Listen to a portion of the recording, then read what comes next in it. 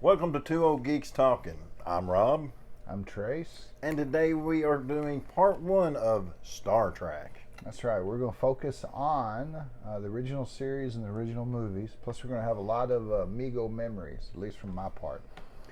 So, what's one of your first Star Trek memories? Well, it kind of goes back about the same time when we were younger. Mama would force us to take a nap. We would have to pretend like we were sleeping so we could get up and watch Doctor Who and watch Star Trek. Yeah, So- it was mine. I mean, whenever we got in from school, Mom would always ask us to take a nap. And we never nap. We No. just pretended like we No. nap. We'd sit there and just rub our eye. But whenever we heard the, space, the final frontier, then we'd come down the hall and say, hey, can we watch Star Trek? Yeah. So Star Trek came out in 1966, the original series, and I came out in 1966. Awesome. Kind of coincidence. Yeah. I don't know. You tell me. Well, that's, But we missed the first of every episode when we were kids. It was already in syndication. Obviously, it's 66 when it had its 3-season run to 69. I don't recall that. I was too small, so I was probably 6, 7 years old when they started playing reruns.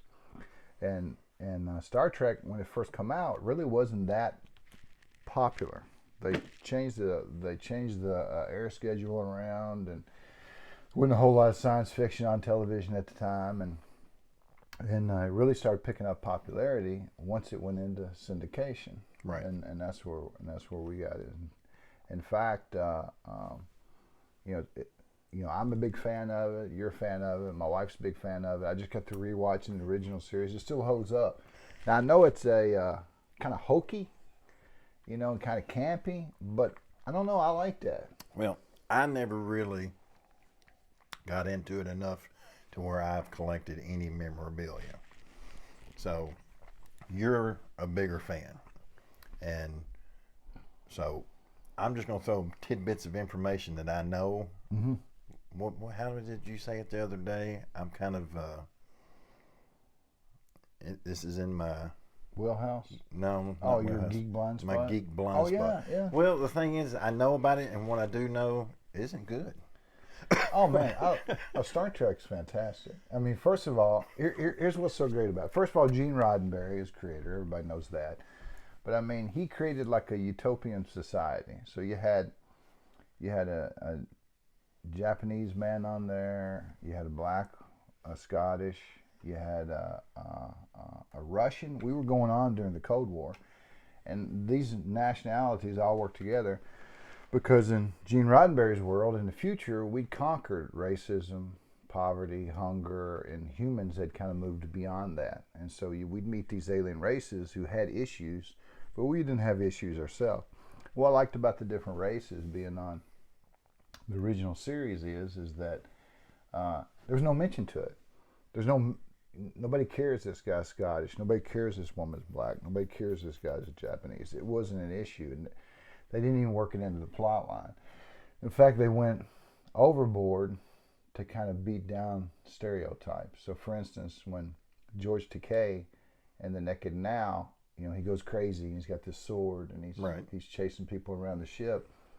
They want him to use katana because he's Japanese. And he's like, no, I want to use a fencing sword. So they were constantly. Gene Roddenberry really was thinking outside the box on that. But I'm also thinking you're looking at Star Trek through rose-colored glasses as well. Because in my opinion, Gene Roddenberry was a womanizing thief.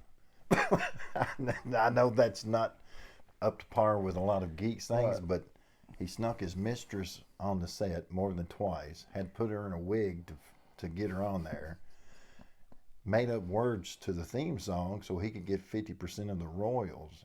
He wasn't the nicest guy everybody thought he was. His idolization of the whole thing was awesome, but him as a person wasn't. Yeah, Gene Coons, he was as much a creator of Star Trek. He didn't have the initial idea, but there really could have been no Star Trek without Gene Coons. And of course, Gene Roddenberry is who everybody remembers. And Gene Roddenberry did write some horrible lyrics to go with the theme song that never ever was intended to be used just so that every time an episode would air, he would get part of that money and not just the composer. And so yeah, the guy wasn't perfect, but No. I look at characters more than I look at the show. I mean, you got William Shatner, and then he's like a one of a kind actor. Now, you know, I mean, people make fun because he overreacts to everything. But he also broke the prime directive more than anybody in the world. Yeah. Well, you know, rules are there to guide us, but you know, nobody's perfect. But the thing is, Bill Shatner, I'm a big Bill Shatner fan, not just the Captain Kirk. And Captain Kirk, William Shatner, he was in Boston Legal. And I really liked him in that. Didn't really watch T.J. Hooker, but he's just an entertaining personality anyway. And just nobody else could have been Captain Kirk but William Shatner. Except for the guy that played Captain Spike. What happened to him? Captain Pike? Captain Pike. Jeffrey Hunter? Yeah, he didn't, when they made that first pilot, The Cage, he didn't really want to come back. And so that's when they brought in Kirk, and they did a second pilot. But so actually he was a rebound. Maybe a little bit. But Lucille Ball, she had a big hand in saving Star Trek. Star Trek really, went in a direction. You got to realize westerns were popular. There was hardly any science fiction. Science fiction, kind of people wanted to stay away from it like it was the plague. They thought that it couldn't sell, and so Lucille Ball. She had a company called Desilu, and she actually helped make Star Trek. Because she got interested in it because she heard the phrase Star Trek, and she thought it was celebrities and their travels. Yeah, and here in Kentucky, we say Star Trek. Yeah, okay. Hey, man, did you watch that Star Trek? Yeah, I tracked it all the way to the stars and back. Well, what was your... I have a favorite original episode. Do you have a favorite original episode? Well, like I said, I'm not the biggest fan. I can remember snippets and things that I did enjoy about the show, and 90% of those have to do with Dr. McCoy, just because he seemed more realistic than any other character. He was just, I'm not getting in that transporter. That's crazy. Well, there's one episode. My favorite original series episode is a muck time, and so you've got Spock, who's going through Ponfar, which is like every 7 years Vulcans have to mate. So he has this urge to go back to Vulcan, just the way salmon have an urge to go upstream and respawn where they originally spawned. Right. And so during this fight, there's another Vulcan who's interested in the same woman Spock is. So the other guy picks Kirk as his champion. Long story short, Kirk and then it ended up fighting, and it was just a great, fantastic episode. Kind of got to see in the background of what the Vulcan, which is one of the few alien races you ran into, and kind of background of the Vulcans, which I always like. But there was one line in there that really just stood out to me. And after Spock thinks he's killed Kirk, spoiler alert, he didn't, and he's talking to the guy that won. Mm-hmm. The woman, he says, I think you'll find in life that wanting something is often more desirable than having something. And he said it's illogical, but it's often true. I find that to be true in life. You really, really want something, and then you finally get your hands on it. You're satisfied for a little bit, but then you start looking at something else you want. So right. Especially as a collector, I think you can relate to that. Yeah. So that was one of my favorite episodes. Now, as far as... Now, is that the same episode where they first did the Live Long and Prosper? Yeah. So. And that's actually like a Jewish sign. Yeah. 45-degree angle. Yeah. So, my favorite Christmas was 1975. And if somebody will pan down and take a look at these Migos. When I come downstairs, Mom, Dad had already set up all the Enterprise. And so some of these figures are new, but I have all the original figures from when I was 9 years old. And can you believe it? I didn't tear them up. I've had them for that long. Well, that's because you were a responsible kid even back then. But so I come down and I had the play set. I think I had Kirk and Spock and McCoy and maybe the Klingon, and that was it. And so now later on, I wanted, of course, to have the complete set. And you'll have to pan up here. We'll talk about the table here in a minute. So I wanted the complete set, and I didn't have Uhura. That was one I didn't have. And so this is probably one of my most valuable material possessions. Is that right? Yeah, and here's why. It's not. You could buy this for probably in the box in mint condition $150, $175. So it's not worth a whole lot. So it's worth a whole lot less unboxed. But this is the original one I had. What's important about this figure to me is that, and you can set that back over there for now, is that our mom, she didn't like driving in the city. Mm-hmm. But this is a time where you can't order anything online. There is no internet. If you want to find something, you got to go to some place that has toys, and you got to go through the toys, and hopefully it'll be there. And if it's not, you drive to the next toy store. So she didn't like driving in the city. She didn't like driving at night, and she didn't like driving in the rain. And to be honest with you, our father didn't really want his son to have a little doll. Let's just put it like that. He wanted his son playing with dolls. So going against his wishes and driving at night and driving in the city and driving in the rain, she went from toy store to toy store, and I just sitting in the back seat, and I remember her opening the door, and she's got that her figure on the cards, Mm-hmm. and so that image is just really locked in on my mind, I mean, our mom is kind of short and round, but at the time, typical country mama. At the time when I was 9 years old, she was tall and she was skinny, and she had that long black hair. And when I look at this, I see her mom when she was young. So that's a good memory. So sometimes collectibles, they have more to do with memories and what they remind you of in your childhood, and so that's why that's one of the most valuable material things I have, because it reminds me of that memory I had. Cool. Now, when I had my Migos when I was a kid, we had the superhero Migos and we had Star Trek Migos and stuff. I had to hide them from this guy as I would go off to school. And so the fact that I kept these in good shape is quite a miracle, because everything he would get his hands on, he would put in the toilet. So I would actually take my Migos before I went to school, and I would get underneath my bed, the wooden slats underneath your bed, and I would put them underneath the slats. That way he could look under the bed and he wouldn't be able to see them. And that's the only reason these Migos exist today, and they're not swirling around in some sewer. And when I was a kid. Yeah, oh yeah, I'm not You did worse things to some of my toys when you were not a kid. I'm not blaming you. So, but Star Trek really thought outside the box as far as a lot of technology. I mean, the sliding doors that you see in Star Trek, that was two guys opening the doors, because we didn't have automatic doors. But now you go in Kroger or any store and you have those automatic doors. The flip phones were actually based on the communicators. Right. And so there was no desktop computers like you see in the original Star Trek. And some of the later Star Treks, which we'll talk about in part 2, they had pads, personal access data devices is what they call them. Okay. And it's funny that they have iPads now, and they call them iPads. But in Star Trek Next Generation, which we'll talk about next time, but you had iPads, or you had computer pads.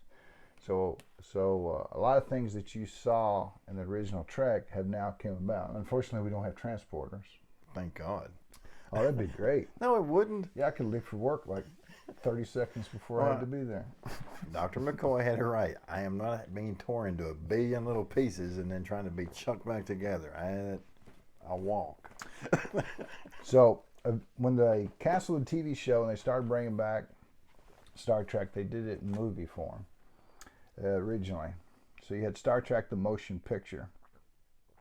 And any thoughts on that? like I said, I'm not. Oh, that's right. You're not a big Star Trek. I Star do know Trek- that it was in one of the movies that he finally uttered the words, "Scotty, beam me up," or "Beam me up, Scotty." I think it was the fourth one. It was Voyage like, Home.